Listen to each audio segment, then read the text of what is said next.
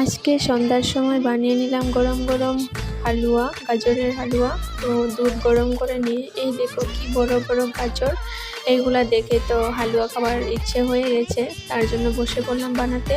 এই যে আমি ঝুড়িতে এগুলা সব কেটে নিচ্ছি। এই দেখো এভাবে সবগুলা কেটে নেব।